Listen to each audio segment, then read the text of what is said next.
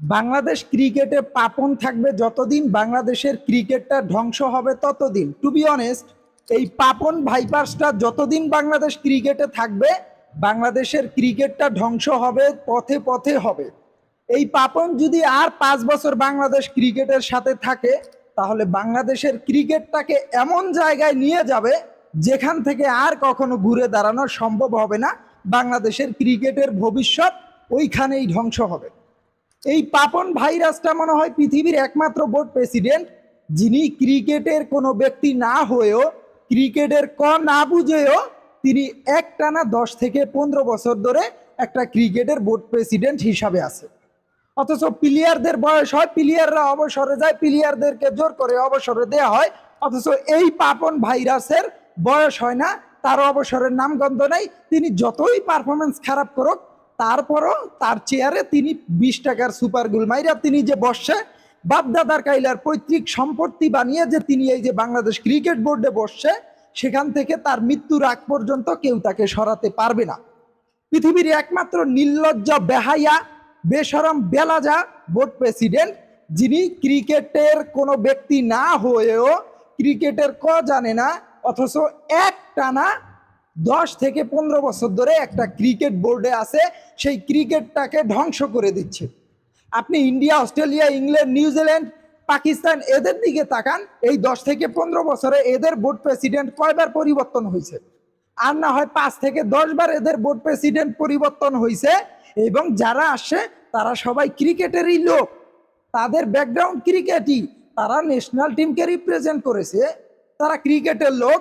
অথচ তাদের দেশে 10 থেকে 12 বার তাদের বোর্ড প্রেসিডেন্ট পরিবর্তন হয়। আর আমাদের দেশে এই বেহায়া, বেলাজা, নির্লজ্জা, বেশরম এই লোকটা আমাদের দেশে রাজনৈতিক পাওয়ার খাটিয়ে সে আমাদের দেশের ক্রিকেটটাকে রাসেল ভাইপারের মতো আক্রমণ করে ক্রিকেটটাকে দিনে দিনে এতটা নিচে নেমে এনেছে যেখান থেকে এখন আর ঘুরে দাঁড়ানো সম্ভব না।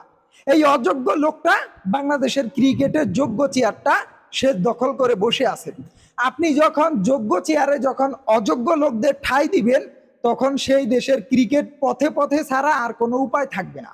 এই অযোগ্য লোকটা একাধারে একটা দেশের মন্ত্রী, ক্রীড়ামন্ত্রী, একটা দেশের এমপি, আবার একটা দেশের বোর্ড প্রেসিডেন্ট। আরে মানুষ তো একটাই, সে কয়দারে সামলাবে?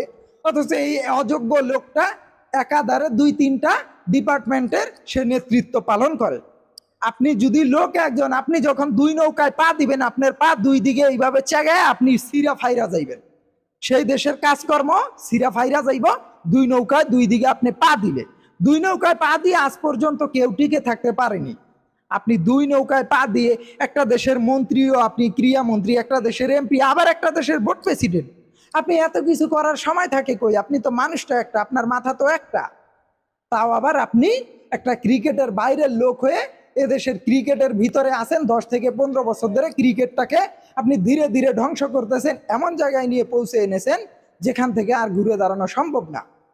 এই পাপন ভাইরাসটা যদি বাংলাদেশের ক্রিকেটে না থাকতো, বিশ্বাস করেন ওর জায়গায় যদি যোগ্য একজন লোক থাকতো, যোগ্য চেয়ারে যদি যোগ্য লোককে বসানো হতো, বাংলাদেশ আরো বহু আগে বাংলাদেশের ক্রিকেট ইন্ডিয়া, অস্ট্রেলিয়া, ইংল্যান্ডের কাতারে চলে যেত।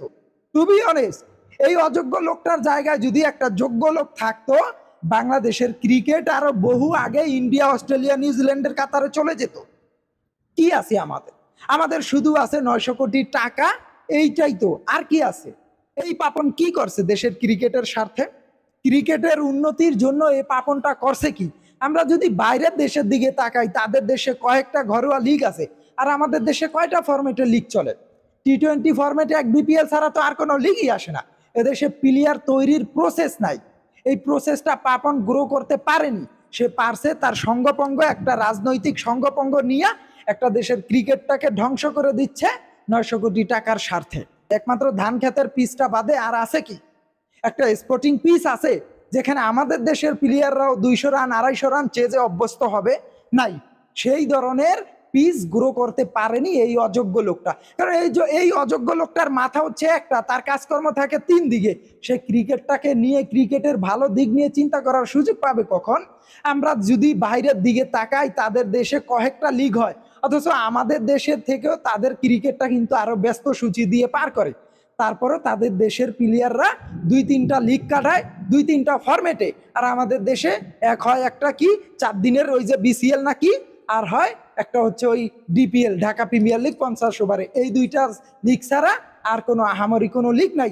তাও আবার বিপিএল আমাদের দেশের ঘরোয়া ক্রিকেটটা এমন কাঠামোতে তৈরি যেখানে সেই ঘরোয়া ক্রিকেটের কাঠামো, সেই ঘরোয়া ক্রিকেটের প্রসেসটা, সেখানকার নিয়মটা আর আন্তর্জাতিক ক্রিকেটের রাত দিন ফারাক থাকে।